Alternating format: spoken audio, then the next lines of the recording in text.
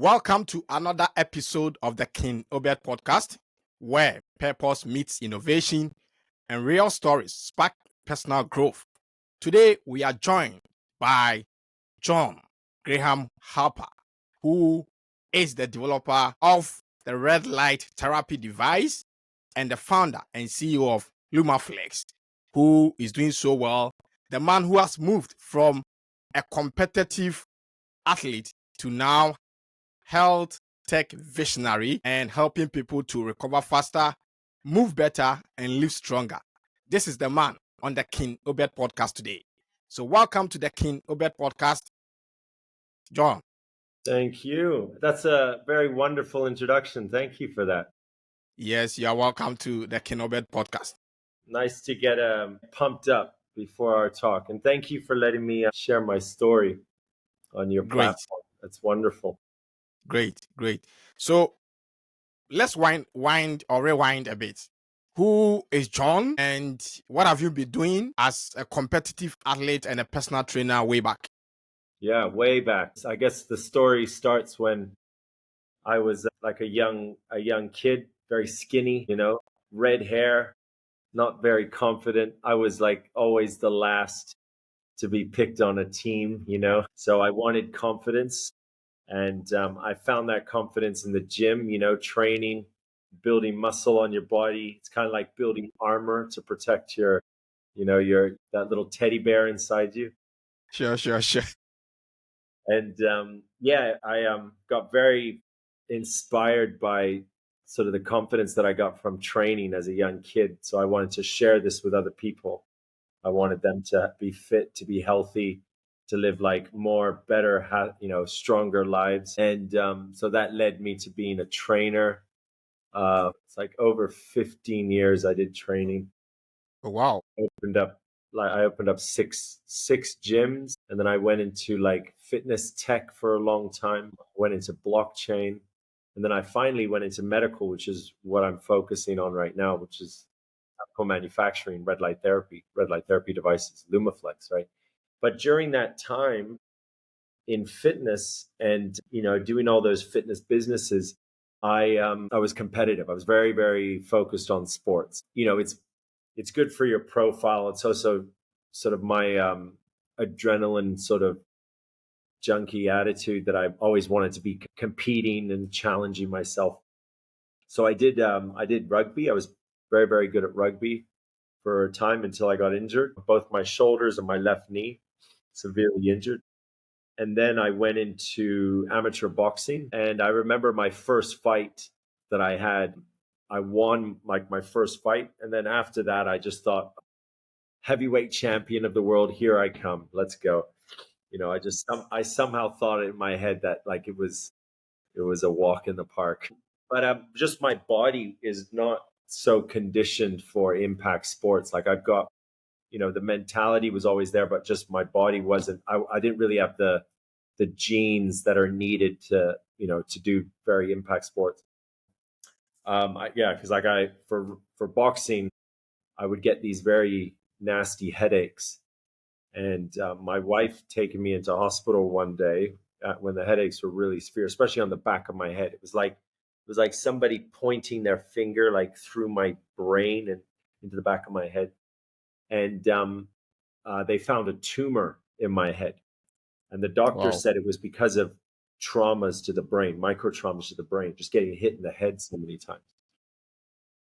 So that was a big surgery, quite a big scare in my life, because I remember the doctor told me, he said, you have 8 months. I don't know, it was 11 months. You have to plan this surgery, or, the tumor it's too close to your brain. It could be very dangerous to operate on. Yeah. And also, there's a period of time where we can use microsurgery. We can go in and get the tumor out with using microsurgery. But if it grows too much and into your brain, we're going to have a very invasive surgery. We're really going to have to cut you open. So all that, obviously, I couldn't do any impact sports. Mm-hmm. From there, I went into bodybuilding, which is obviously very safe. Bodybuilding is basically just dieting, and I'm actually I'm thinking, I'm going to do another 3 competitions of bodybuilding this year. But going back to those injuries, like, and all the, like, I had so many different injuries, but red light therapy was something that my wife encouraged me to use to recover. And it worked. And especially where that, that aha moment, and when I suddenly was like, I saw the light, I literally saw the light, was my left knee. Because she had a device. It was this device she bought me. It was a lamp. It was very large. It was hard. It was very difficult to use. Wasn't very user friendly. But pointing it on my knee, after a week, I didn't have this pain, and the pain was something I dealt with for many years on that left knee. And Yeah. then the second week, I didn't need the device anymore. So that's when a lot of interest was triggered to go and discover more about what light therapy is, what it does to the human condition. Okay. So your wife introduced the red light Yeah. therapy in the light of your injury, and Yes. then it gave you recovery, and then Yes. you came addicted, or you came attracted to it, and then you decided to pursue further. That's right. And I wanted to like understand more because red light, light therapy is natural. It's not invasive. So when you're an athlete and you're competing and you're putting your body under pressure, especially when you're competing at like boxing, you will take anything to give yourself an edge. You'll take any kind of drug or enhancer or pain medication, and you will also, like, usually you get into a mentality of like the pain means is good. Like it means that it's working. It means that I'm a tough athlete. So your brain, you get into this thinking of like, I need to push myself. I need to endure pain. And then also you'll take anything. So to see like light have such an impact on the body in terms of recovery was quite inspiring. And then looking at, deeper and deeper into it, the clinical research that was available, I wanted to make a device that was more optimized than that ugly, useless, well, it wasn't useless, but it was hard to use lamp that I use. I wanted to make something more portable, something that was like suited to me, that was on the go, and I could get treatment, as I was on the go with going different places. Fast forward like 6, 7 years, and here we are with Lumaflex. Lumaflex is the world's #1 portable, flexible. You see, it's flexible, right? Yeah. Yeah. And fully durable. And this one is actually waterproof. So this Okay. this device can go underwater. Mm-hmm. So it's environment and pressure and temperature tested. So this device has won 9 awards, 9 Interesting. design innovation awards. And yeah, that's kind of the long and the short, where how Lumaflex came about and my inspiration to do a very optimized, user-friendly, in creating consistency of use in red light therapy. That's kind of where it's all started. Wow. So for how long, when you got this idea, something which was there, now you saw gaps in the recovery tools that you used, and then you decided to improve upon it? From that time up to the time you came out with this Lumaflex red light therapy, what was the duration? How many years did it take you to come out with this? Yeah, the development phase for Lumaflex was almost 3 years. Wow. And because like, creating, like, even the size, right? So this is, we have 2 devices, Yeah. but this is the Body Pro. This is like the Pro version. So even the size of this panel took a long time to lock down, because the #1 pain in the world right now, that more people go onto prescription drugs, potentially even get surgery when they don't need to, is the lower back. That lower Lower back. back. Yeah. Yes. We're leaning over. We're always in these, we're on our phones, and we're in these, these positions that is very bad for our lower back, right? So the lower back is the #1 pain right now. Everywhere in the world, it's everybody knows this. So we need a large surface area to address that pain, but we can't go too big, because then we lose portability. So there's sort of a certain size for the device to fit into, your gym bag, or Yeah. the backpack you use to take to work, or a woman's handbag, or or a travel suitcase. There's a certain size that you go too big, it's like, "Oh, it's just too big, I'll leave it at home." And if it's too small, we really don't get enough surface area for that pain, where most people, they're going to put it on their lower back, right? So the device actually, well, the full kit isn't here, but it comes with straps.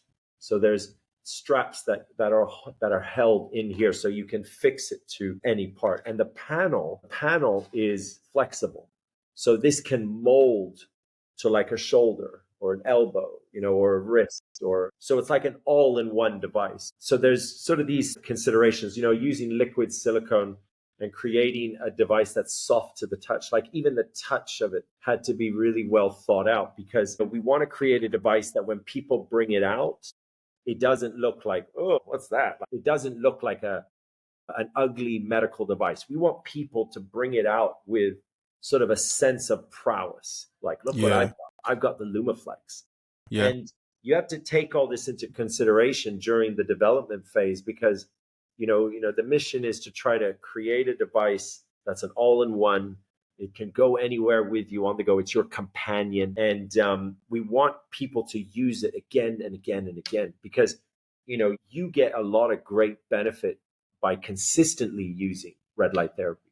So if me and you, we were in the same accident, we had the same injury, Hmm. we fell over, or like we hurt ourselves, like we had a car accident, Yeah. got beaten up, right? If I'm using red light therapy every day, I'll heal faster by using red light therapy than you will if you just start using red light therapy to address that injury. So Okay. consistency of use is kind of like where the world changes, and everyone goes, "Oh my God, I'll stop using medication. Let me use light therapy." That's kind of where it'll take off, is when people realize. And it's that conversation, that you have at brunch. The girls are like, "Oh, I went and had yoga. Now it's time for my red light therapy." It needs to be normal, like almost like obviously you use it. It needs to get to that stage that it's always used. And the device that I believe the only one in the world that can create consistency of use is Lumaflex.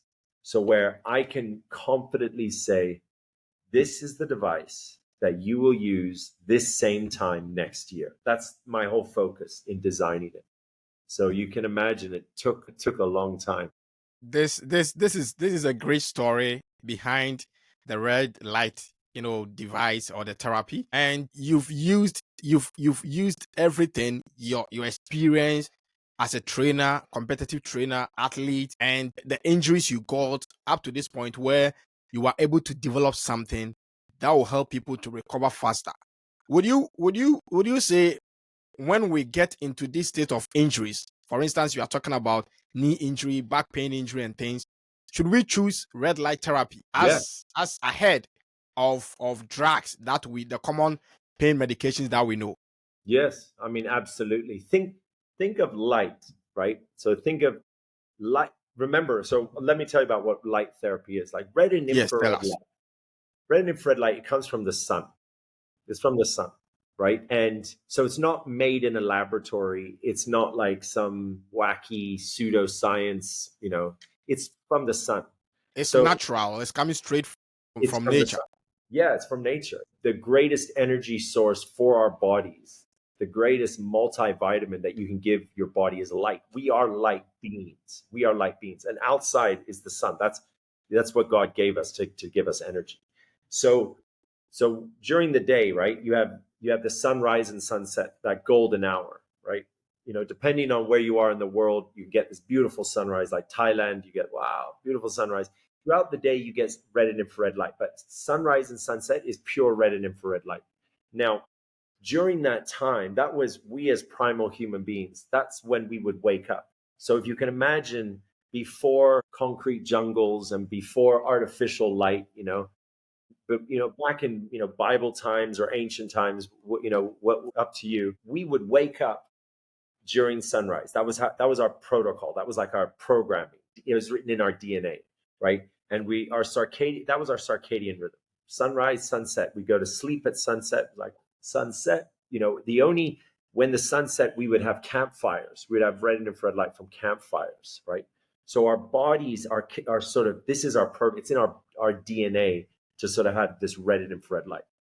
But now we live in concrete jungles. We're under artificial light, and artificial light is inflammatory. It creates inflammation in your body. It's not good for you.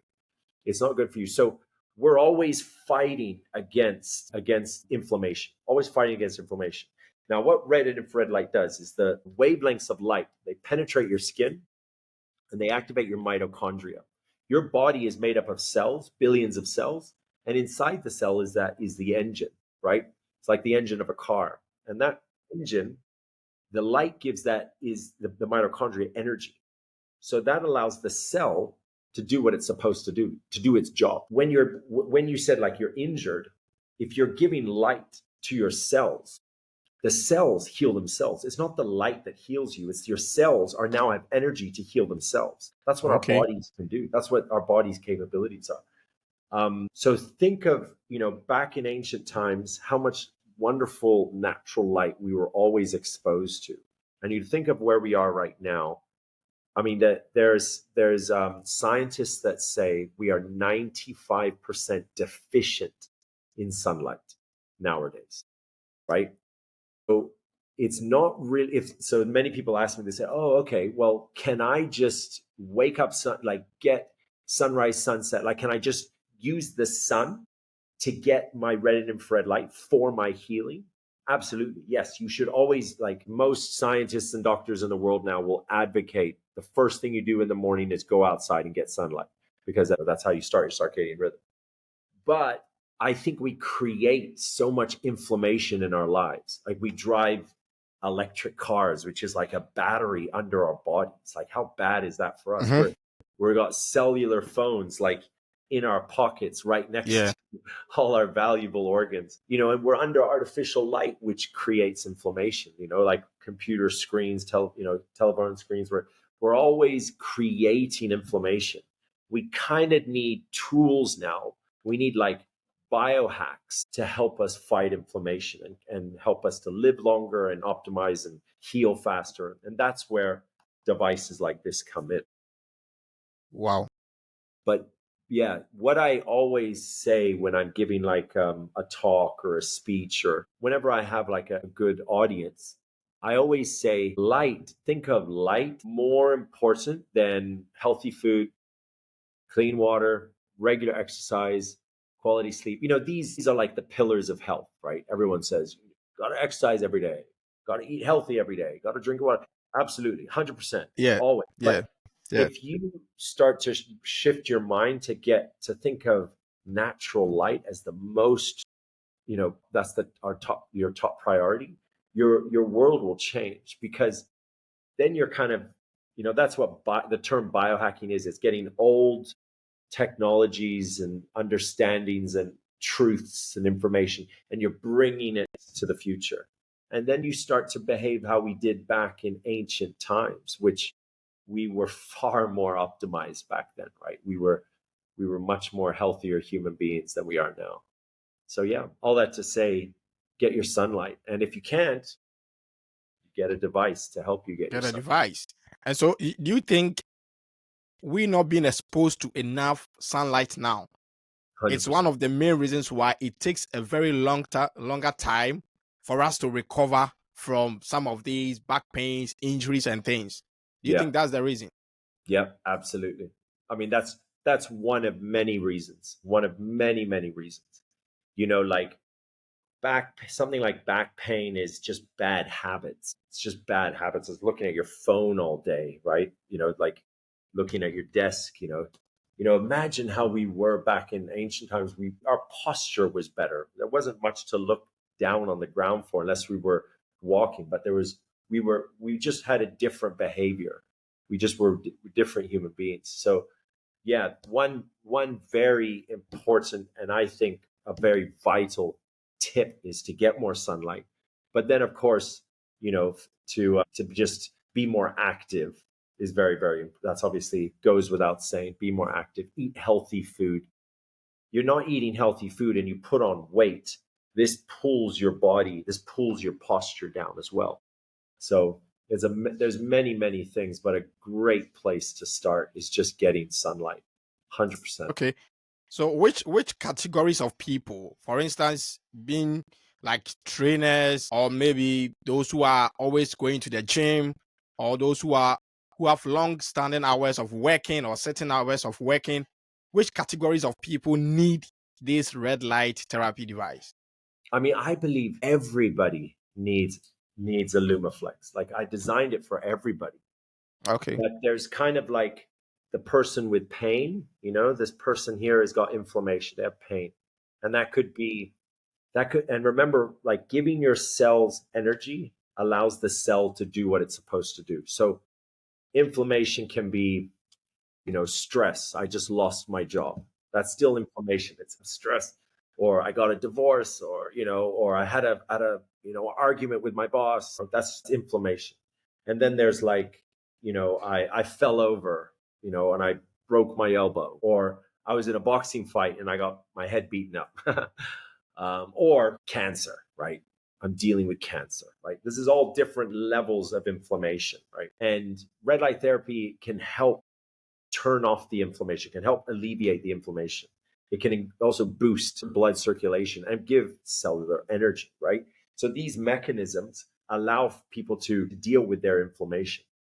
But then if somebody says, I'm fine, I'm okay, I don't have any pain, I don't have any inflammation, I'm a healthy person, do I still need red light? Say, yeah, of course, because again, you're made up of cells. Your cells need energy. So then you kind of go to like a well-being, a longevity protocol, right? And that protocol, I encourage people to use the device and put it on your heart, right? Give energy to your heart, to the back of your head, your spine, to your gut. Your gut is your second brain. This is a very important area that many people forget about is your gut. And then also obviously your head. So how I use Lumaflex every morning. I'm in bed, I have my phone and my Lumaflex charging. I'll wake up, grab the Lumaflex, right? And I'll put it just on my chest. It's like the Iron Man. So that has a 10-minute timer and it will turn off after 10 minutes. Then I move it to my neck. So I literally I let my clothes actually, it was something in the user sort of development process when we're getting feedback. We actually saw people use this device less with straps because they used their clothing. They just put it in their clothing. And then your gut, you put it under your shirt for your gut, and then your head. And it's important that the device touches skin, right? And these are your vital areas that you can Vital areas, yeah. minutes every day. Improve your overall well-being, your mental health, and obviously it's going to support you living longer, right? Great. I'm getting interested in this device because, like you said, we are cut off from a lot of natural stuff. Yeah. And so it is affecting our development, our health, and so many things. And the things we've surrounded ourselves with are also taking away, a lot of our healthy stuff. Like you said, we are always on the phone, we're always exposed to the artificial light, a whole lot of things. So I think that to come up with something like this, it's very, very, very huge. And for something of this nature to be accepted onto the market, it has to go through a process. Like, for instance, you talk about the fact that it's FDA class 2 approved. How did you get that to that level for it to be approved and then get onto the world market? Well, I'm very lucky that my manufacturing partner, so they are the factory that produces my product. Okay. That factory is an FDA cleared factory. So they can make medical devices. Medical devices. Yeah. So that's a tip when you're choosing your manufacturing partner. Manufacturer. Yeah, choose a manufacturer, choose a factory that makes medical devices, because then they can support getting the certifications, all of these clearances on the device, so that when the product comes out of the factory, it already has all of the stamps and all of the needed approvals for all markets, for everywhere. I mean, I think I even have Health Canada. Yeah, I've got Health Canada as well, for this one, and I also have FDA for China. And I don't think there's any other red light therapy product in the world that has Health China. It took me almost like 2 years to get. But all of this is through the support of a good manufacturing partner, which I'm very blessed to have a great manufacturing partner. Great. It's the red light therapy around the world, on the world market, in which how many countries can they be found all over the world? Yeah, I mean, I think Europe is probably one of the more Europe. It's probably a little bit more prominent because of the weather, the lack of sun, right? So usually markets where they don't have much sunshine, usually Sunlight. there's a bigger demand. America, it's quite big. Like what Miami, where I'm based, is there's some very famous personalities that are doctors and scientists, and they became famous because they just have a good personality, like social media, they love them. Yeah. But they always talk about red light therapy, and they really help to like grow and grow and grow the awareness, which is it's good for brands like me because I need that endorsement, I need that chatter, I need that discussion out there. That's important, right, for brand growth. Interesting. What was your biggest challenge in bringing Lumaflex from the idea to the market, and how did you overcome it? Because I know for every creative process, it goes through a certain phase or phases, and in between there are challenges. How did you overcome it? And then, yeah, how did you overcome those challenges? Yeah, the toughest one, without a doubt, is the same challenge that everybody faces if you're doing anything in photobiomodulation. So photobiomodulation is like the medical term for light therapy, but what the challenge we all face is just lack of education. Like Mm, everybody's like, "What's that? I've never heard of it. I never heard of it. Not for me, not for me." Yeah, That yeah, yeah. sounds like wacky pseudoscience. It sounds like hippie science. That's a really big challenge for us is just the education. Educating and it's every day we have to think of ways to properly package education and Yeah. educate our audiences and get the word out. But what I've done, which because Lumaflex, this product alone has over 9 awards now. Nine 9 awards. awards. 9 awards. Yeah. Pretty Wow. proud of that. I'm receiving a big award in December this year in Dubai. It's Wow, pretty wow, exciting. wow, wow. That is great. That is Yeah. great. Number 9. And I think the red that award that I submitted in Dubai, that took me 3 days to apply. Like 40 questions. I was like, that's usually like what I do on the weekends. If I still want to work, but I don't want to bother my teams, I just apply for awards. But it's a great product, all these awards, but it's not really a solution. A solution is the education where people understand it. They know how to integrate it with their life. They know how to help their mom who has a back, issue. So the scientist that I have on my team, Peter Forehand, we got together and we built the Lumaflex Academy. And this academy, we have a course called the Foundations course. And this course takes you from zero to hero in red light therapy. And the whole purpose of building this course, I told Peter, because as a scientist, he's extremely smart. I said, we need to do a course where when the person finishes the course, not only can they implement red light therapy to their life right away, but also they can tell their friends. Yeah, other people. That they can, because like, when people say, oh, that guy's a smart guy or he's really intelligent. To me, the greatest expression of intelligence is if you can package your information, your knowledge, and you give it to share it, to let it pass on, right? And I think we achieved that. I think we achieved a course that allows people just to, like when something comes up in a discussion, they can recommend red light therapy. They'll say, "What does that mean?" And they'll be able to say it. And anybody who's listening in your on your podcast here, I want to give an offer, because we sell this course online. It's like $200 or something. But Okay. anyone listening to this podcast, if you want free access to this course, just send me a message on Instagram. John Graham Fitness is my Instagram. And just message and say, I listen to the podcast. I love it. Awesome. Please give me access to the Lumaflex Academy. And then give me your email, and I'll add you as a student into our academy. And wow, thank you so much for this offer for the listeners and the viewers of the King Obed podcast.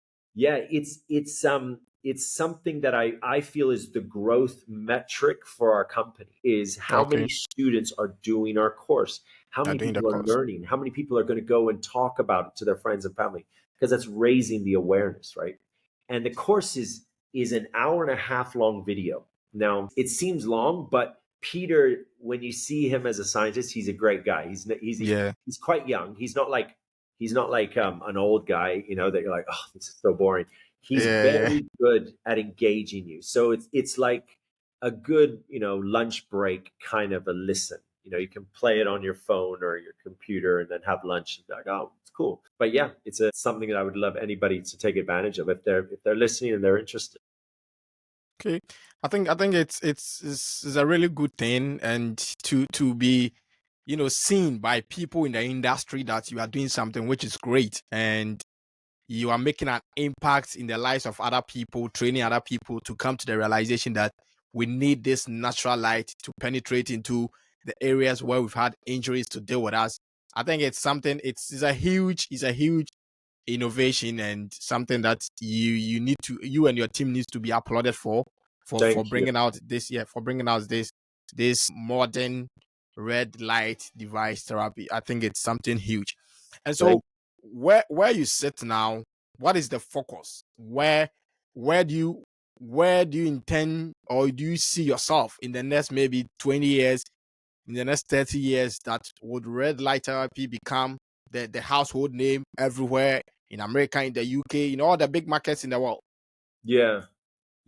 I have like two like a lot of aspirations, but what would be great for me, like in a like a 20-year lifetime sort of span, is if I and Lumaflex was part of the change that happens in the world, where people steer away from pharmaceutical drugs, from the drug corporation, and then they start using red light to heal. Like if I was part of this change, that would be wonderful. And if for the brand, for Lumaflex, so that's kind of like my personal, what would be a personal achievement. But for the brand achievement, for the company, for Lumaflex, our goal is to mainstream red light therapy. So like make it like you have a phone in your pocket, you have a Lumaflex in your bag. It's like everyone's got a phone.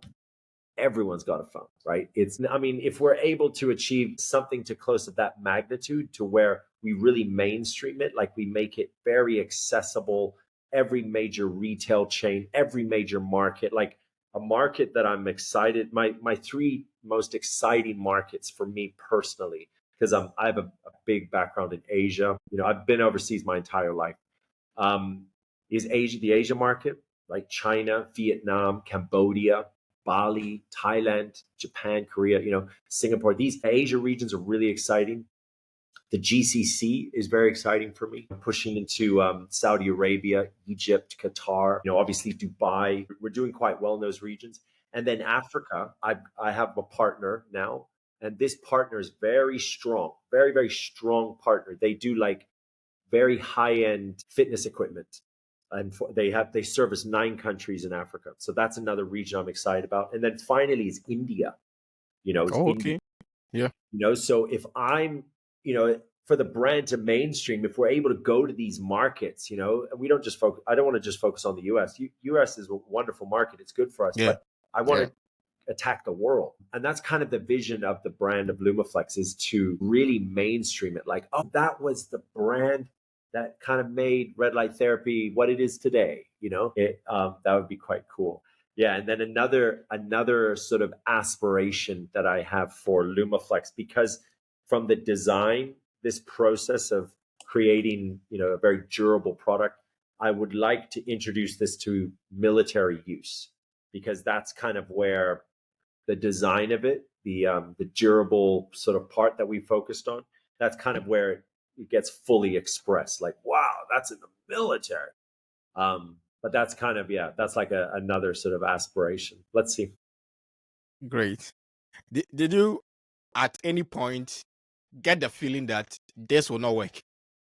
Yeah, every day. Yeah, I mean, I don't think, like, you have confidence, but you have quiet confidence. I think in business, you don't want to be, you want to be humble so that you listen to advice. And the Yes. comes from people that are smarter than you. So Mm-hmm. you always want to make sure you stay on this frequency, this vibe, and you don't, it's okay to be scared and think, oh my God, this is not, it's okay, because it means that you're not blindsided. Because people that are Yeah. blindsided, they make a mistake and then they are like, oh, don't worry about it. You have to be cautious, being careful, focusing on the details is important. Mm-hmm. So Yeah. of course, there have been some times when I've been like, wow, this is really going to be tough. But yeah, I've never thought that it wasn't going to work. I just thought, oh my God, this is really going to be tough. Interesting. You see, many of our listeners or viewers are, I would say, creators and dreamers, and probably some of them who are watching or will be listening to this audio and then viewing this video are in the process of creating something, right? Like what you've done. What advice would you give to someone trying to build a solution from a personal struggle or something that a person has encountered? Mhm. Yeah, I actually get this question asked a lot, because of design and innovation. It's, I think, a key. I remember the last time I had this conversation. It was with someone who had an idea for an app, and I built quite a few apps in my time, so I kind of knew the infrastructure, sort of metrics and milestones, and I kind of use that format. But I think, like, basically, it's very good to understand what your solution is, and like, the way business works, the way ideas get formed is there's a problem, you identify the problem. That's a problem. Everyone has that problem, or at least a significant amount of people have the problem, and I Yeah. have a solution. And Yeah. the solution needs to really be a solution. You can't just make up a problem. That's the thing. You can't just be like, oh, it's a problem, really. It's like, is it a problem for you and a couple of your friends, or is it a real problem? Yeah. So first, establish the problem. Really critique yourself and make sure there's a problem, and then critique the solution. And then you kind of go through a process where you bash your solution, you like criticize it. You're like, it's not, it won't work because of this. And then you answer that question. It won't work because of this. Then you answer that question. So you keep kind of refining it and refining it and refining it till you're like, wow, now I have something that is actually, it's true. This is something that's not out there. I've been very hard on this. And then you go to the next phase where you have like your top six people that you admire in your life, like your mentors, you could say, and you have them bash your problem, like bash your solution. You have them hit at it, and they answer you answer question, and if it passes that, then it's like, okay, now it's time to like make a business. And how you do that is like, there's no rule book on that. If people Mhm. tell you to, I know people that are so successful, extremely successful, they've never Yeah. written a business plan in their Yeah. life. Yeah. Yeah. you know and I know people that are like so not successful and written hundreds of business plans. So it's all down to like your passion, and I believe a key thing is building, it's built, what is it, build, lead, and sell. It's kind of a combination of these three things, and it's building a team, because a team, like, you can go very far by yourself, very Yeah. far, Yeah. but you can go further and you can go faster with a team. And I'm a team guy. I don't I'm a guy that will hire someone that is much better at that thing than me, and you tell me what to do. You're the boss of that department. You guys are all the professionals. I'm always been like that in my life, and I build teams. I'm a team guy. Let's do it together. Let's do it together. Yeah. Yeah. Great.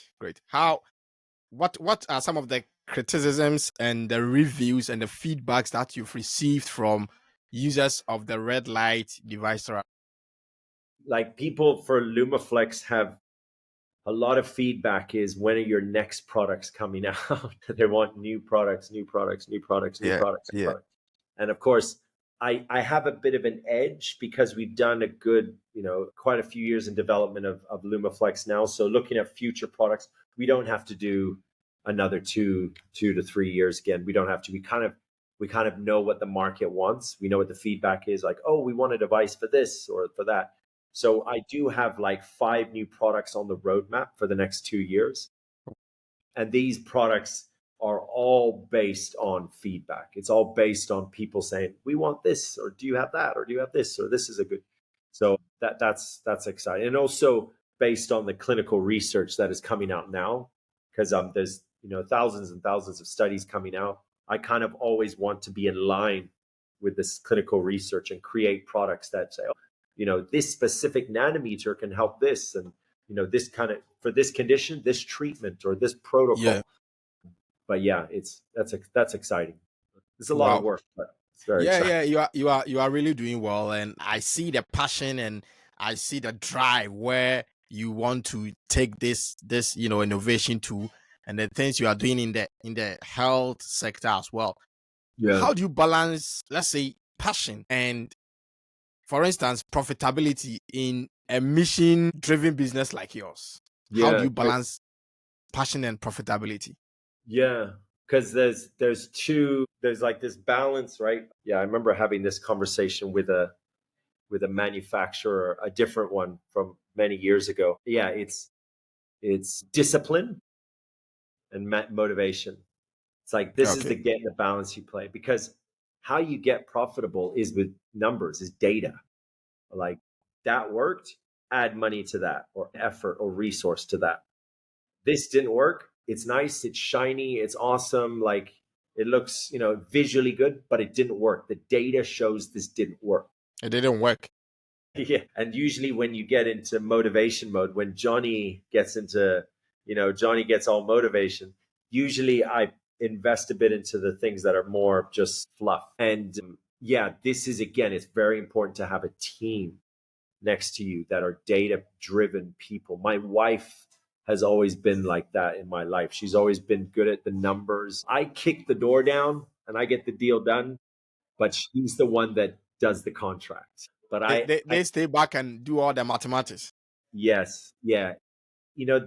Some people say, like, what's the most important decision that you've made in your professional career? I definitely say it's choosing the right partner, my wife. Wow. That can be your make or break as a man. Sure. Once you are trying to create something, you need the right environment, the right team around you to be able to support the vision and then buy into the vision as well. That's right. Interesting. So wrapping up, in today's noisy health market, how do you separate gimmicks from rare life situations or from real situations? Yeah, like gimmicks is definitely, when you see a gimmick, it hasn't undergone that design process, that rigorous beating of your solution to a problem. It hasn't gone through that, and it's like trying to catch a wave of something else. Oh, that's famous. Let's just do this. It's similar to it. It's trying to follow trends, and you don't want to get caught in doing this. You don't follow trends. Trends come and go. They die like in an instant. Like, one day they're up, the next day you're down. You want to be the trend. You want to be the trend. Control the future. Like a gimmick in these. And sometimes when also with red light therapy, there are a lot of products out there that are red light therapy devices, but they've done hacks. The tooling that they've used, the material that they've used, the LED quality that they've used also are not quite at a standard. And most of them do sell at a cheaper rate, which is fine. if I see a certain price of a product, I kind of know what their material cost is. I know Yeah. what the manufacturing cost is, Yeah. which is fine. It just means that as a product may not last as long. It may break, and the actual power output will dim down over time. So the device itself it's not that it stops working. It's just the power just drops, to where it's not affected. But yeah, it's each to their own. It all depends on the customer. The main thing is, when it comes to red light therapy, the device that you will use this same time next year is the device that you'll buy. And it could be whichever device you find. If you're using it this same time next year, that's the one you should buy. And it's interesting because that's my fitness background. I would always say this. I remember as a young trainer, I would say this: the diet that you're doing this same time next year is the diet you should do. Don't follow that diet. Don't follow this fitness guru. Forget him. What are you going to do this same time next year? That's what you should do. And it's just consistency. It's built, consistency is the key to everything in success. Success is like only defined by consistency. Yeah. That guy that just does the same thing every day, Every time, every day. the guy to watch out for. Wow. You'll come in and Wow. break the internet. We've really enjoyed this conversation. Your background as an athlete to a personal trainer to now a developer or an innovator, to the point that where you've developed something that is, giving solutions to people, making them recover faster and live stronger. I think that is something that is worth celebrating, and you are contributing hugely to the success of this world. Yes, congratulations to you and your team again. Thank you. What are your final words? What are some of the health tips that you want to give to our listeners and the viewers as well? Hit me up on Instagram to get access to the academy, and just go to YouTube and type red light therapy. Just start learning about what red light therapy is. It's something that everybody needs and can benefit from. And don't take my word for it. Go research it. All the research is available. Anybody can research. Yeah. Great. It has been a great show, and this has been a great episode. And I know listeners and viewers, followers of the King Obed podcast will love it, and then we'll follow up to see what actually the red light does, as you've demonstrated today on this episode. So listeners, viewers, thank you very much for following the King Obed podcast. We are on YouTube, we are on Instagram, we are on Facebook, all the social media platforms we are on. And subscribe, like it, comment, and share. And let's continue to be the best version of ourselves. As today, we've dealt with how you can be a healthy person by using the red light therapy as against the natural or the artificial light that we always been exposed to. So thank you very much. Until we meet again, it has always been the King Obed Podcast. Bye-bye. Bye-bye.